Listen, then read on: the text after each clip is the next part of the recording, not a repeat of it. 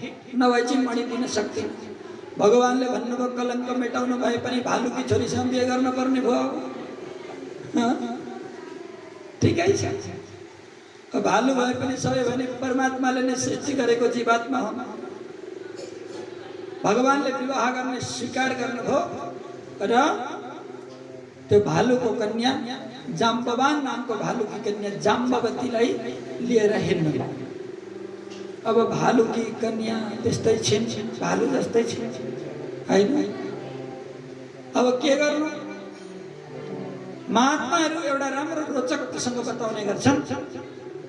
भगवानले एउटा चिठी लेख्नु गरे रुक्मिणीलाई, हे रुक्मिणी तिमी भन्दा राम्री अर्की लिएर आउँदैछु, घरमा दियो कलश गणेश राखेर तयारी गरिराख।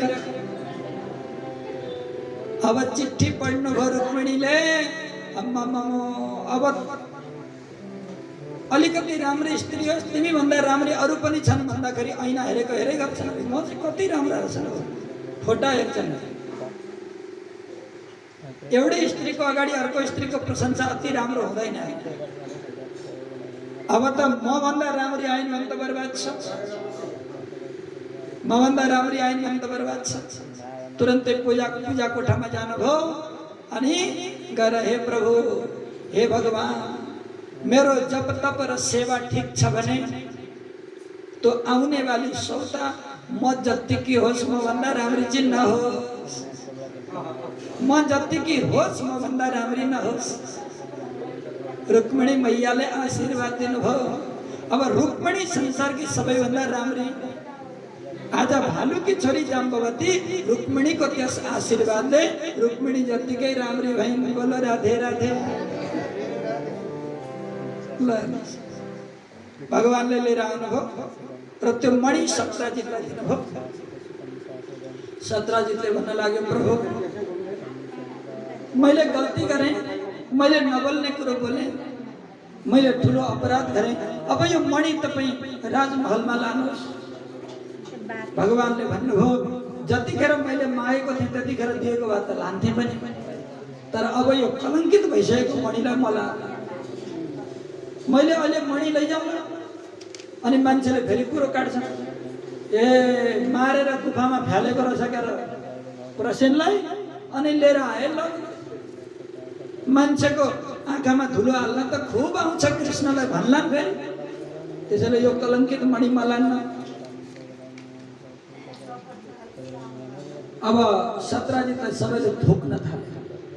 हेर दुष्ट जनता त्यस्तै अरे, जतातिरको पल्ला भाडी हो त्यतातिर लागिहाल्यो। जो सत्तामा पुग्यो त्यसको प्रशंसा गर्ने, तर अहिले चाहिँ निन्दा गर्ने परिपाटी छ।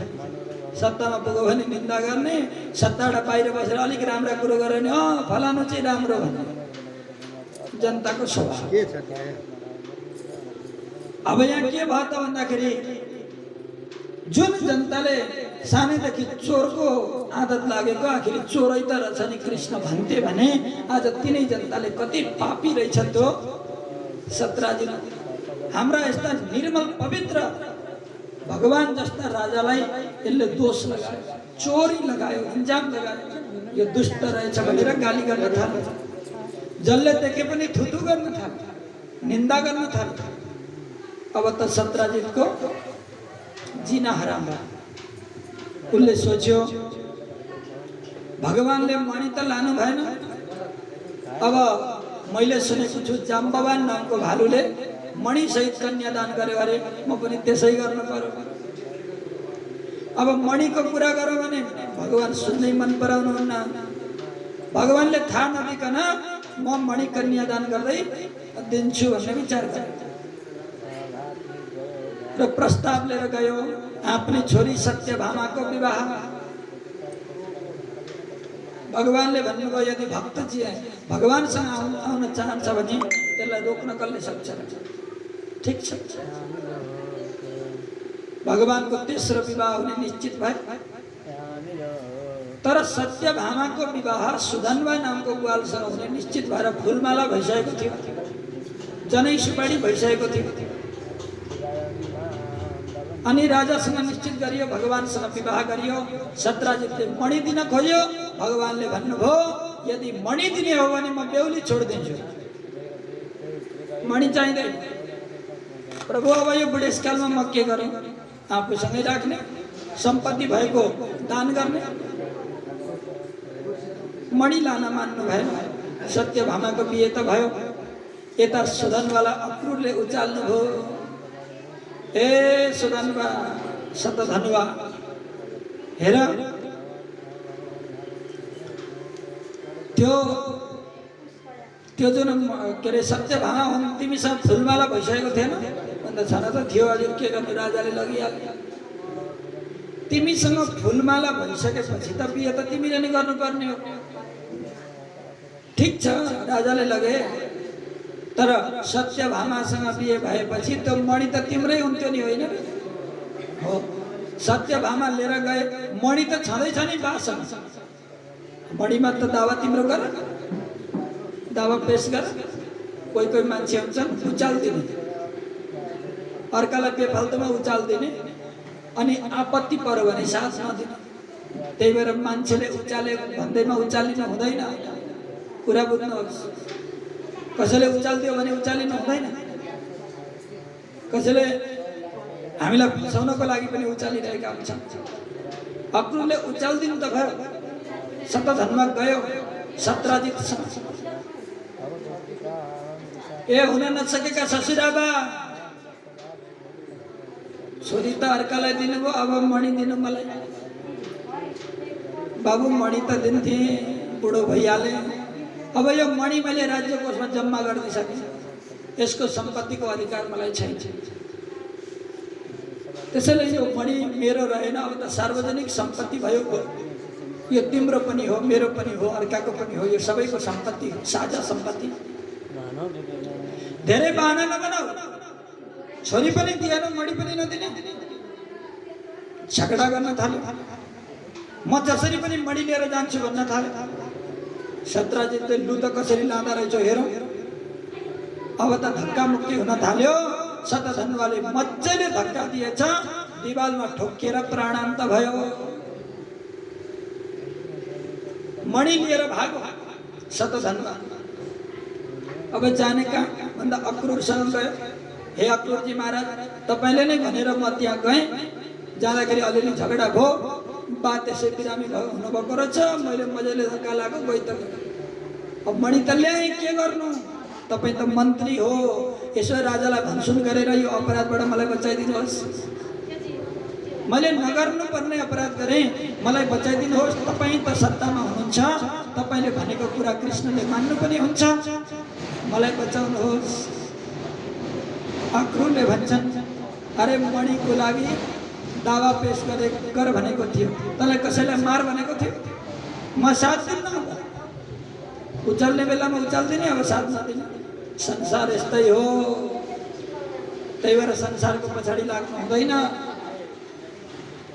त्यसो भए म फर्केर नआउन्जेल यो मणि तपाईँसँग राख्छु है, मेरो अमानतको रूपमा भनेर राख्यो। ठिक छ, मणिमा राखिदिउँला भन्नुभयो, अक्रूरले राखिदिनु भयो। अब त शतधन्वा त्यहाँबाट भागो।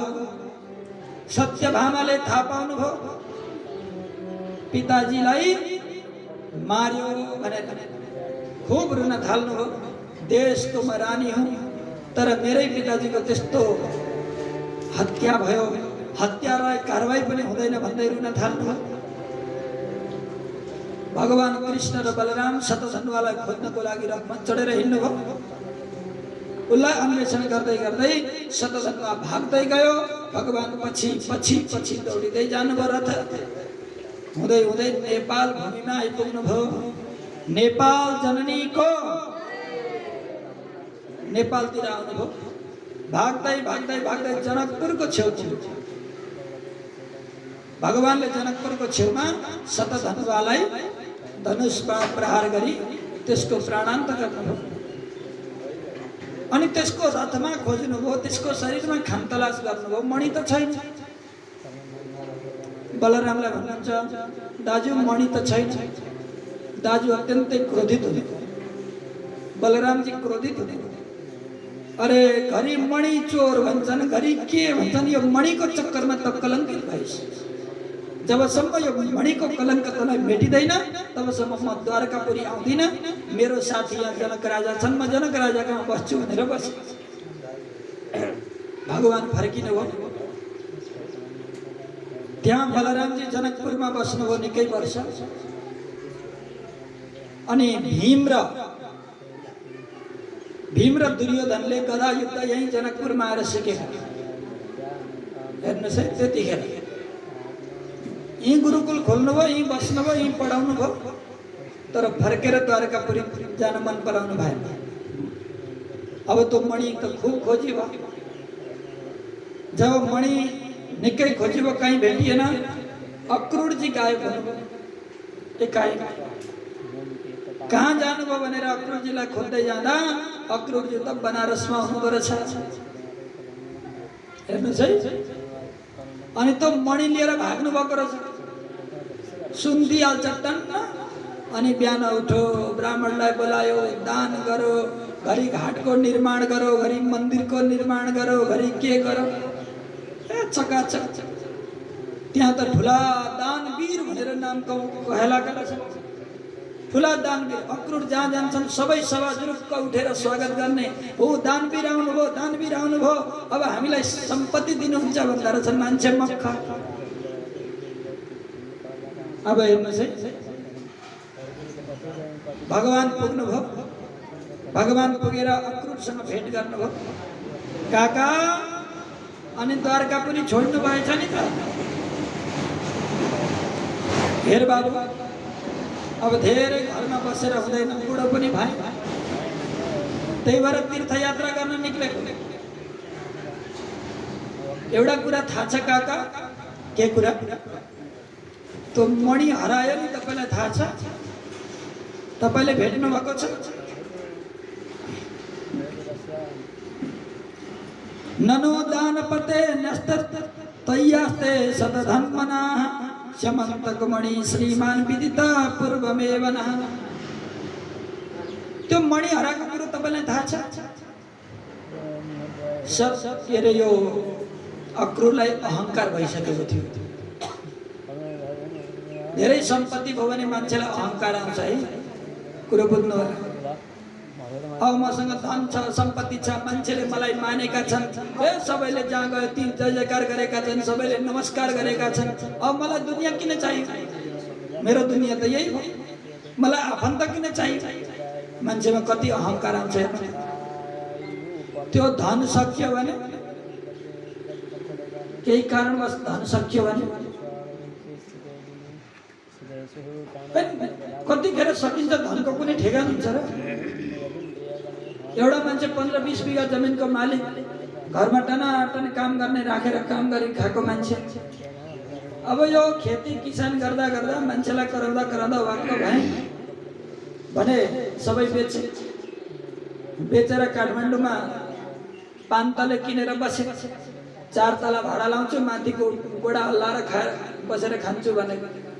तर मान्छेले सोचे जस्तो हुन्छ। 15 दिनपछि भुइँचालो आयो, घर कहाँ थियो थाहा नै छैन। बोलो राधे राधे। अब त 4 आना जग्गा लिएर के गर्ने? न धान फल्छ न मकै फल्छ। घर त गयो। अब यता 15 बिघा जमिन पनि गयो। यहाँ ठाँट जिम्मेदार बनेर खाएको अब सकियो। एकैछिनमा रोडपति भयो। भनाइको अर्थ के त? भन्दा सम्पत्ति कहिले पनि टिक्दैन। सम्पत्ति आउँछ अनि जान्छ। त्यो आउने जाने सम्पत्तिमा अहङ्कार कहिले पनि गर्नु हुँदैन। घमण्ड कहिले पनि गर्नु हुँदैन। त्यसैले त्यो घमण्डी व्यक्तिको राम्रो मरण पनि हुँदैन। याद गर्नु होला।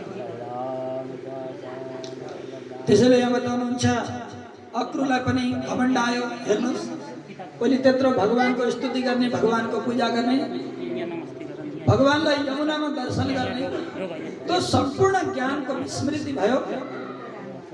भगवानले भन्नुभयो समन्तकमणि श्रीमान विदित पूर्वमेव च। हे अक्रूर महाराज, मलाई बिर्सिनु भयो? समन्तकमणि तपाईसँग छ, यो कुरा मलाई पहिलेदेखि थाहा छ। मलाई बिर्सिनु भयो? बल्ल याद आयो। होइन, उहाँ त भगवान पो हो त। म कहाँ अहङ्कारमा परेछु। बेरियाढ्यं वृजनहरं सुमङ्गलं च। हे प्रभु, मैले जान्न सकिनँ, मैले हजुरलाई चिन्न सकिनँ। म धनको मदमा बौला जस्तो भएछु। हे गोविन्द, मलाई माफ गर्नुहोस् है।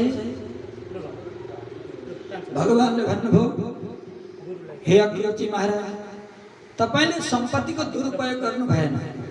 मठ मन्दिर बनाउनु भयो, दान पुण्य गर्नुभयो, सत्कर्ममा लगाउनु भयो, जनताको सेवामा लगाउनु भयो। यदि यो सम्पत्तिको दुरुपयोग गर्नु भएको थियो भने सजायको अधिकारी हुनुहुन्थ्यो। त्यही भएर म सजाय त दिन्न, तर द्वारकामा गएर भनिदिनु पर्यो कि मणि मैले लगेको थिएँ। दान पते जानुभयो, अक्रूरजी गएर अनि त्यो मणि मैले लगेर यस्तो यस्तो गरेँ, मैले अपराध गरेँ भनेर क्षमा माग्नुभयो। यसरी भगवानको मणि रूपी कलङ्क मेटियो। अब भगवानलाई त कलङ्क लाग्छ अनि मान्छेलाई लाग्दैन। कति लाग्छ? कसैले ब्राह्मणलाई पनि कलङ्क लगाउँछ। ए यो दक्षिणा माग्छ भन्छन्, कसैले कसैले के भन्छ भन्छन्, अनेक कलङ्क। तर अब गृहस्थीलाई पनि कलङ्क लगाउँछ। यसले ऊ छिमेकीलाई राम्रो गरेन भन्छन्, कसैले कर्मचारीलाई कलङ्क लाउँछ, आफ्ना कर्मचारीलाई राम्रो व्यवहार गरेन भन्छन्। हरेक व्यक्तिलाई कलङ्क लगाइरहेको हुन्छ। तर कलङ्क लगायो भन्दैमा आफू अपसेट हुँदैन, कलङ्क लगायो भन्दैमा कहिले पनि निराश हुँदैन। त्यो परिस्थितिसँग लड्नुहोस्। जसरी भगवान कृष्णले हामीलाई उपदेश गर्नुभयो, परिस्थितिसँग लड्नुहोस्। एक दिन सत्यको विजय हुन्छ, असत्यको हार हुन्छ। त्यसैले सत्यप्रति हामी निष्ठावान भएर लाग्नु पर्दछ। राधा सर्वेश्वर भगवानको, कृष्ण कन्हैया लालको। गोविंद जय जय गोपाल जय जय गोविंद, जय जय जय जय गोपाल जय जय गोविंद, जय जय गोपाल जय जय राधा रमण हरि गोविंद जय जय राधा रमण हरि गोविंद जय जय राधा रमण हरि गोविंद जय जय राधा रमण हरि गोविंद जय जय ब्रह्मा की जय जय विष्णु की जय जय ब्रह्मा की जय जय विष्णु की जय जय ब्रह्मा की जय जय विष्णु की जय जय ब्रह्मा की जय जय विष्णु की जय जय उमापति शिव शंकर की जय जय उमापति शिव शंकर की जय जय गोविंद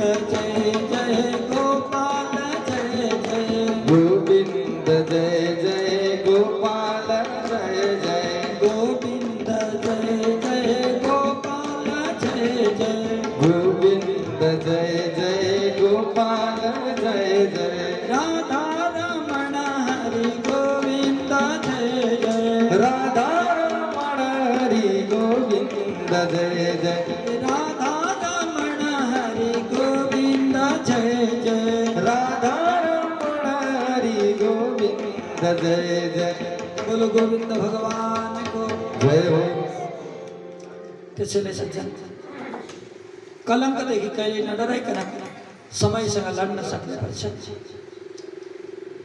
भगवानको अन्य विवाह भयो। एकदा पाण्डवान् द्रष्टुं प्रतिमान् पुरुषोत्तमः इन्द्रप्रस्थं गतः श्रीमान् युयुधानादिभिर्वृतः। जय राधे। युयुधान आदिले आवृत भएर एकचोटिको कुरा हो, इन्द्रप्रस्थमा भगवान जानुभएको पाण्डवको नगरमा। अनि अर्जुन युयुधान भगवान जङ्गल भ्रमण गर्नको लागि निक्लिनुभयो। त्यही बीचमा यमुनाको नदीमा एउटा सुन्दर स्थान बनाएर एक नारीले तपस्या गरिरहेकी छिन्।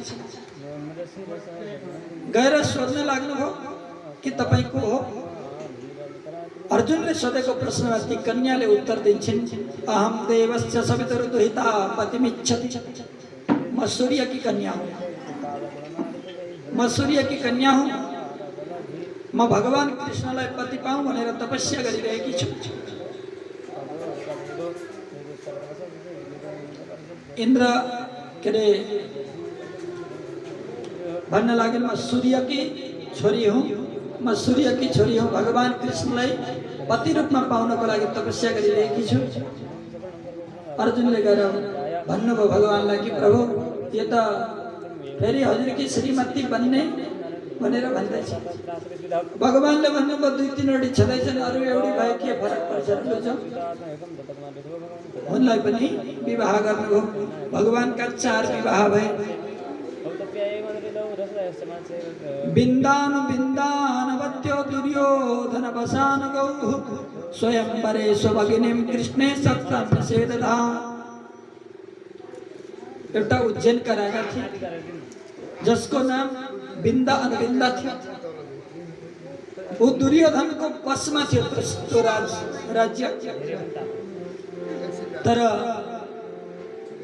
स्वयंवरमा दुष्टहरूले मेरो छोरी लान्छन् भनेर मित्रबिन्दा नामकी छोरीलाई स्वयंवरमा भगवानले लैजानुहोस् भन्ने मनमा राखेर प्रार्थना गर्न लागे। त्यही बीचमा भगवानले स्वयंवरमा सम्पूर्ण राजाहरूलाई हराएर मित्रबिन्दालाई लैजानुभयो। यसरी भगवानको 5वां विवाह भयो। एउटा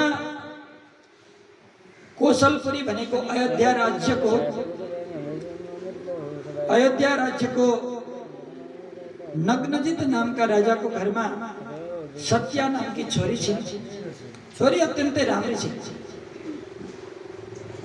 उनले विचार गरे मेरी छोरी कुनै साहसी पुरुषसँग जानुपर्छ अथवा कुनै अद्वितीय त्यस्तो पुरुषसँग जानुपर्छ जो भगवत शक्ति होस्। अत्यन्तै ठुला हानुवा गोरु थिए 7वटा यो गोरुलाई जसले नाकी छेड्न सक्छ त्यहीसँग मेरी छोरीको विवाह गर्छु भनेर संकल्प गरे। तर त्यो काम कसैले गर्न सक्दैन थियो। आज यी सत्याले भगवानको स्तुति गरिन्, हे प्रभु, हे द्वारकाधीश, हजुरले आफ्नो चरणमा लिइबक्सियोस् भनेर यसरी प्रार्थना गर्न लाग्यो। त्यही बीचमा भगवान श्री हरिले उनको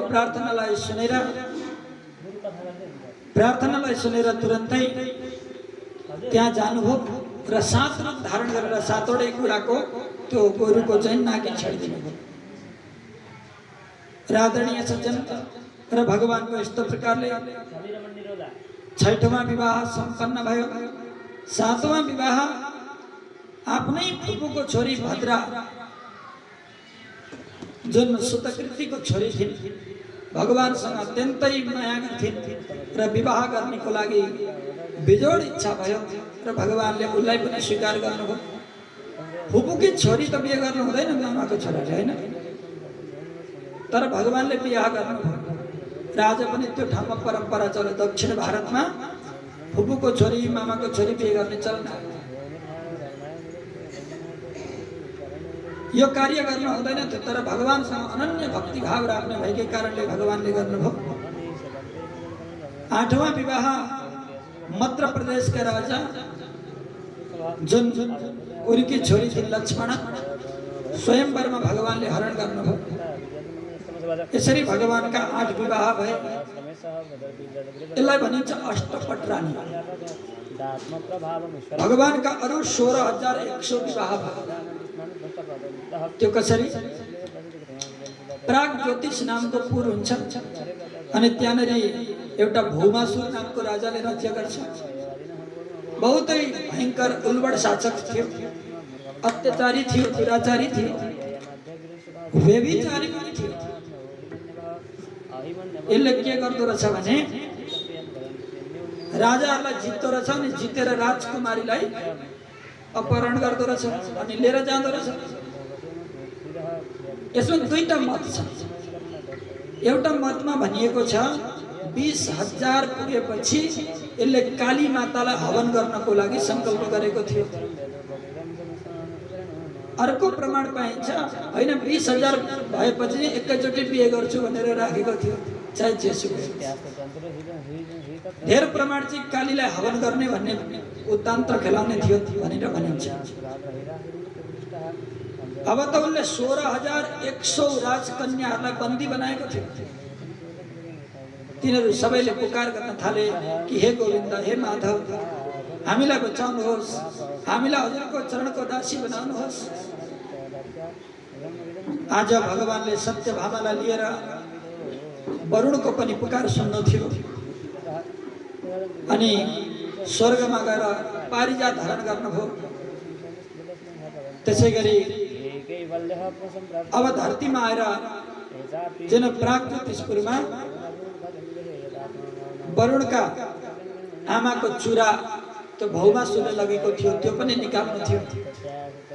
अमूल्य चुराहरू थिए।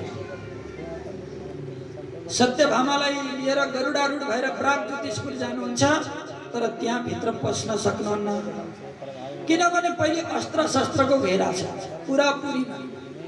भगवानले त्यसलाई त निकाल्नु भयो, तर गहिरो खाल्टो रहेछ वरिपरि, है नगरको वरिपरि। त्यो खाल्टोलाई पनि जसै तसै पार गर्नुभएको। त्यहाँभन्दा भित्र त आगो बलेको छ हुरुरुरु वरिपरि। त्यस्तो खालको ग्यास उसले लगाएको रहेछ कि त्यो ग्यास एकैचोटि बलिहाल्यो। त्यहाँ कोही जान नसक्ने, उसको इजाजत बिना। त्यहाँभित्र जाने तरिका थियो। अनि त्यहाँबाट भित्र चाहिँ बिजुली लगाइदिएको रहेछ, तार ओछ्याएर करेन्ट फिट गरिदिएको रहेछ। हामी भन्छौँ बिजुलीको आविष्कार खोइ कोनी कसले गर्यो, तर यो 5,400 वर्ष पहिले लेखिएको भागवतमा लेखिएको छ विद्युती, यानी कि विद्युत लगाइदिएको थियो तारमा। त्यहाँ भित्र कोही पस्न सक्दैन थियो, तार घेरा गरेको थियो। भगवानले सुदर्शन चक्रलाई अम्लोमा राख्नुभयो र त्यो तारलाई काटिदिनु भयो, तर सुदर्शन चक्र छोडेर र त्यो पुरभित्र पस्नुभयो। पस्ने बित्तिकै त त्यो तार काटेपछि त कस्तो खालको ग्यास राखेको रहेछ, ग्यास बम हो। त्यो ग्यास बमहरू बडङ पड्किन थाले। भगवानले त्यसलाई पनि पार गर्नुभयो। अनि 10,000 शक्तिवाला मुर नामको दैत्य थियो। भगवानको घनघोर युद्ध भयो र त्यो दैत्यलाई भगवानले उद्धार गर्नुभयो। गोविन्द भगवानको। अब त त्यहाँ जति पनि ती कन्याहरू थिए, नमस्ते देवदेवेश शङ्ख चक्र गदाधर भक्तेच्छुपात्र रूपाय परमात्मा नमोस्तुते। हे प्रभु, हे गोविन्द, हजुरले समस्त भक्तहरूको पुकारलाई सुन्नुहुन्छ। आज हामी अबला हजुरको चरणमा वन्दन गर्छौँ। भगवानले भन्नुभयो, अब आफ्ना घरमा जाओ, आफ्नो महलमा जाओ। ती कन्याहरूले भन्न थाले, प्रभु, अर्काको घरमा बसिसकेपछि नारीलाई बदनाम मानिन्छ। हामी घरमा गयौँ भने कसैले स्वीकार्दैन। प्रभु, फेरि हजुरको चरण छोडेर जीवात्माको अन्य गति कहाँ छ र?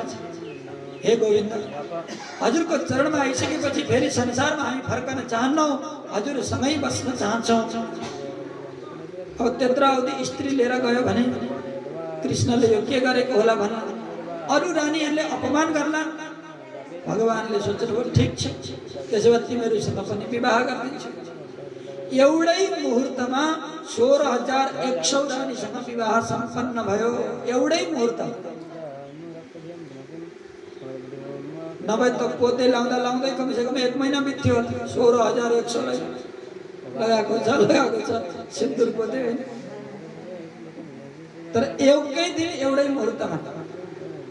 भनाइको अर्थ बडा गहिरो छ। जति पनि त्यहाँ रानीहरू थिए, भगवानले त्यति एउटै रूप धारण गर्नुभयो। अनि त्यही भएर एउटै मुहुर्तमा सम्पन्न भयो।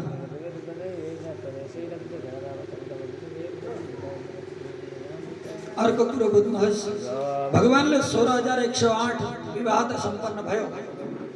प्रत्येक रानीको गर्भबाट 10 पुत्र र एउटा पुत्री रत्नको प्राप्ति भयो। 16,000 into 10 अथवा 16,000 into 11 कति भयो? 4.5 लाख भयो कि कति?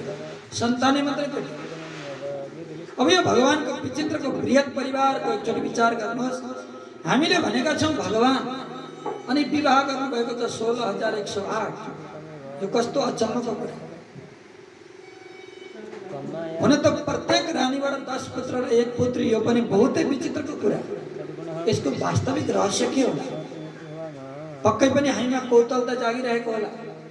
त्यसैले बुझ्नुहोस्, पत्नी भनेको पहिले बुझ्नुहोस्, पत्नी भनेको पुरुषको ठेगाना हो, एड्रेस हो। नगरियम गृहम इत्याहु गृहिणी गृहम उच्यते। घर घर होइन,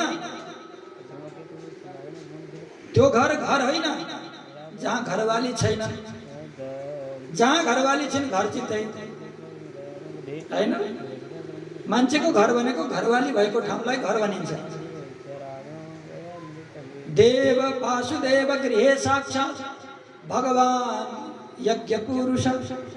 देवताहरूले भने, सुखदेवले भन्नुभयो, व्यासले भन्नुभयो कि वसुदेवको घरमा कृष्णको जन्म भयो। होइन, वसुदेव त्यतिखेर कहाँ थिए? जेलमा हो कि होइन? अनि जेल चाहिँ वसुदेवको घर हो त होइन नि। तर भन्नुहुन्छ वसुदेव गृहे साक्षात्, वसुदेवको घरमा कृष्णको जन्म भयो। भनाइको अर्थ 4 खुट्टा 4 दिवारी बनाइएको घरलाई घर भनिँदैन। घर भनेको त घर भन्नु नै पत्नी हो। जबसम्म बिहे गर्दैन पुरुषले भनिन्छ यसको घर जम भएकै छैन। बिहे गरेपछि भन्छन् बल्ल यसको घर भयो। भले त भाडामा किन नबसोस्, रुखमुनि किन नबसोस्, बाटामा तम्बु टाँगेर किन नबसोस्, बल्ल यसको घर जम भयो भनिन्छ। घर भनेको पत्नी, एड्रेस, ठेगाना। साधारण लौकिक हिसाबले हेर्ने हो भने पनि कोही पुरुषलाई तपाईँले भेट्न जानुभयो, अब कहाँ कुदेको कुदै गर्नुहुन्छ, भेट हुँदैन। तर उसको पत्नीसँग भेट्नु हो भने पुरुषसँग भेट भइहाल्छ। आमालाई पनि थाहा हुँदैन अरे हजुरको छोरा कता भन्दा खोइ बुहारीलाई सोध्नुपर्छ है, नानी कहाँ गएको छ। बुहारीलाई सताउने एउटा कामले जानुभएको छ, आइहाल्नुहुन्छ यति घन्टा। ल त्यही भएर पत्नी भनेको पुरुषको एड्रेस। भगवानलाई डाइरेक्ट तपाईँले भेट्न सक्नु भएन भने भगवानको पत्नीसँग जानु, भगवानसँग पुगिहाल्यो। जहाँ भगवानको पत्नी बस्नुहुन्छ त्यहाँ जानुहोस्। हे प्रभु, तपाईँको पतिदेवसँग मेरो भेट गराइदिनुहोस् भनेर प्रार्थना गरेको गरे गर्नु। आखिरी जहाँ गए पनि आउने त पत्नीसँगै भेट त भइहाल्छ। अब यसबाट अर्को आन्तरिक रहस्यलाई बुझ्नुहोस्। भगवानका 16,100 पत्नी भनेको के हो त भन्दाखेरि वेदका मन्त्र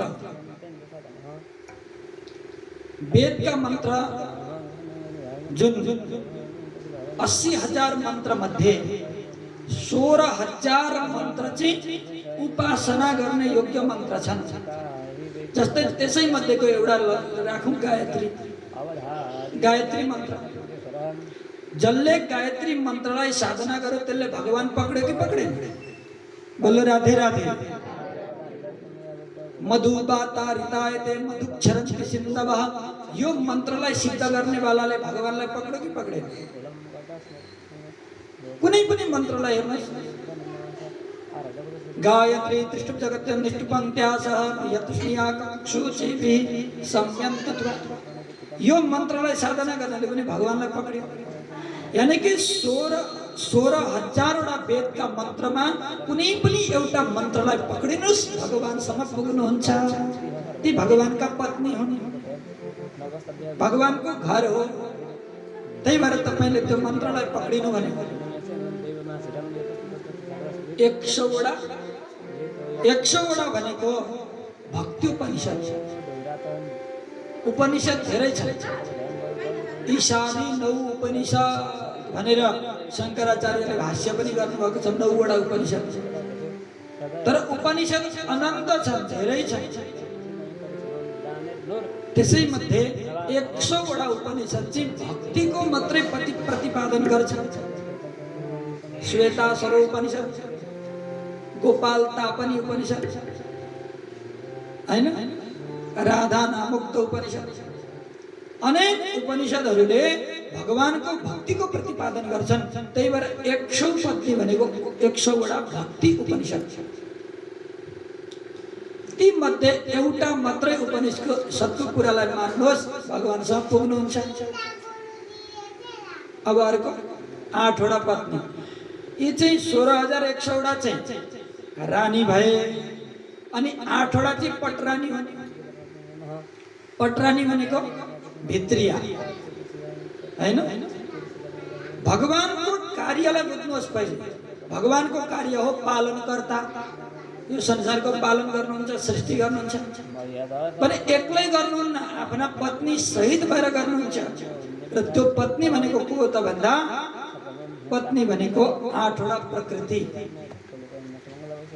कुन कुन भूमि रापो नलो वायु खम मनो बुद्धि रेव च अहंकार इति यम्मे भिन्ना प्रकृतिरष्टधा भूमि रापो अनलो वायु इस सबै भगवान का पत्नी पृथ्वी जल तेज वायु आकाश मन बुद्धि अहंकार यी 8वटा भगवान का अष्ट प्रकृति नै अष्टपटरानी हुन् र उपनिषद र वेदका मन्त्रहरू भगवानका रानी हुन् यदि तपाईले प्रकृतिको साधना गर्नुभयो भने पनि प्रकृति परे परमात्मालाई प्राप्ति गर्न सक्नुहुन्छ भूमिको खोजीमा जानुभयो भने अन्तिम बिन्दु भगवानलाई नै प्राप्ति गर्नुहुन्छ किनकि न्यायमा बताइएको छ भूमि 2 किसिमका हुन्छन्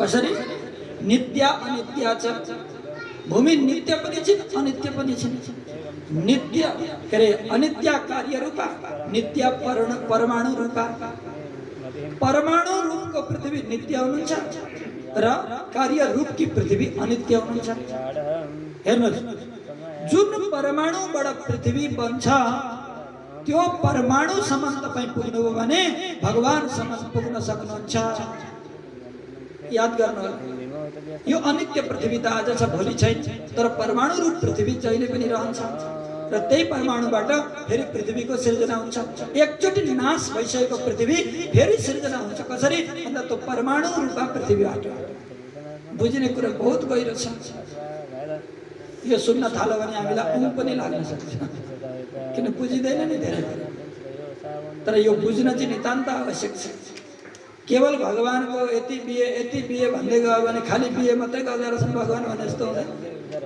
त्यही भएर भित्रका कुरा जान्न जरुरी छ कि यो शास्त्रको रस के हो त्यसैले सक्छन् हरेक प्रकृतिसँग भगवान जोडिनु भएको छ हरेक मन्त्रसँग भगवान बाँधिनु भएको छ र अर्को अचम्मको कुरा प्रत्येकका 10वटा छोरा एउटी छोरी 10वटा इन्द्रिय हुन्छन् प्रत्येक मान्छे 10वटा इन्द्रिय 5वटा ज्ञानेन्द्रिय 5वटा कर्मेन्द्रिय एउटा मन हुन्छ मनलाई स्त्री पनि भनिएको छ पुरुष पनि भनिएको छ कसैले नपुंसक पनि भन्छ जेसुकै होस् एउटा मन पनि इन्द्रिय छ त्यही भएर यो 11वटा चाहिँ छोराछोरी हाम्रै हुन् यही आत्माका हुन् यो शरीरमा रहन्जेल हाम्रो काम गर्छन् हामीलाई सेवा गर्छन् नाकले सुँगेर सेवा गर्छ आँखाले हेरेर सेवा गर्छ कानले सुनेर सेवा गर्छ छालाले स्पर्श गरेर सेवा गर्छ गोडाले हिँडेर सेवा गर्छ हातले गरेर सेवा गर्छ वायु इन्द्रियले विकार फ्यालेर सेवा गर्छ माने यी सम्पूर्ण इन्द्रियहरूले हाम्रो सेवा गर्छन् हामी यो शरीरमा रहन्जेल त्यही भएर यी हाम्रा सन्तान यही शरीरका अवयव हुन् र यो शरीरमा रहेको आत्मा राजा हो अथवा सन्तानवान हो र यो राजा परमात्मा को पत्नी हो। बोलो राधे राधे। अब कुरो जोडियो है, ठिक ठाउँमा लगेर हाम्रा छोराछोरी परमात्माले दिएका यी सबै हो। यो इन्द्रिय सम्पूर्ण हाम्रा विकार हुन् शरीरका, तर जुन हामी भनेको आत्मा हो र त्यो आत्मा भनेको परमात्माको पत्नी हो। परमात्माको पत्नी, त्यही भएर उसँग बिहे गर्नुपर्छ। भगवानको नाममा हामीले यो संसारलाई त्याग्नु पर्यो। यो गहिरो विषयलाई बुझ्नको लागि हामीले केही घुरिनुपर्छ र भगवानले हामीलाई त्यो शक्ति प्रदान गर्नुहोस्। उनैको चिन्तन गरौँ, उनैको भजन गरौँ कि प्रभु यी दिव्य ज्ञान हाम्रो मनमा जाउँ, मस्तिष्कमा बसुन् र हजुरले कृपा गरी मैले यो सब ज्ञानलाई प्राप्त गरी हजुरको चरण कमलमा राम्रोसँग प्राप्ति गर्न सकौँ। जसरी जसरी गोपिनीहरूले प्राप्त गरे, जसरी अनन्य भक्तहरूले प्राप्त गरे, त्यसरी नै म पनि हजुरका चरण कमललाई प्राप्त गर्न सकौँ।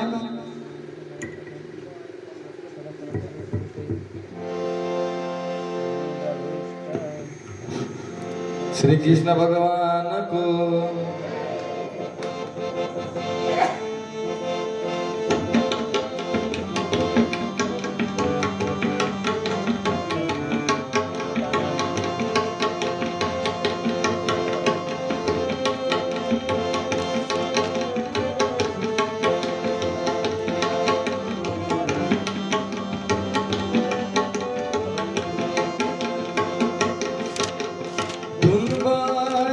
धुन बाजो पक्कै कृष्ण धुन बाजो पक्कै कृष्ण ना बजाइदेऊ बाँसुरी रुन्छ हाम्रो मन, ना बजाइदेऊ बाँसुरी रुन्छ हाम्रो मन।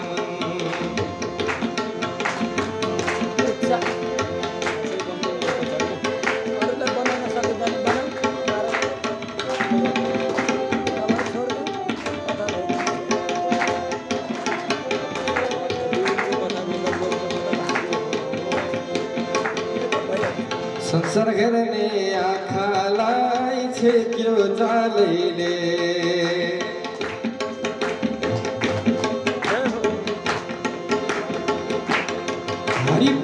संसार हेर्ने आँखालाई छेक्यो जालैले, जान्न जान्न भन्दा भन्दै लान्छ कालैले।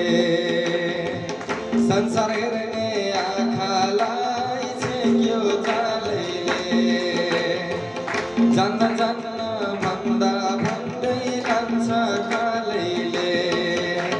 धुन बाज्यो पक्कै कृष्ण,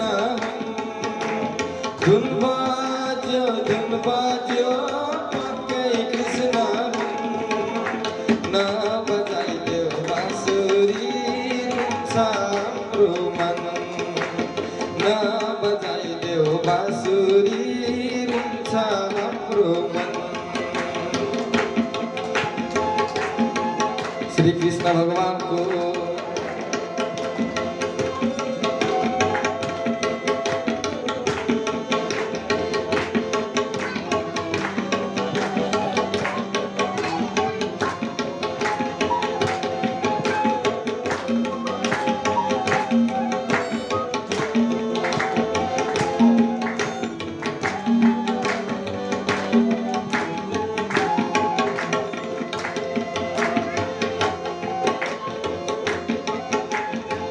सधैँ हामीलाई हतार सधैँ हामीलाई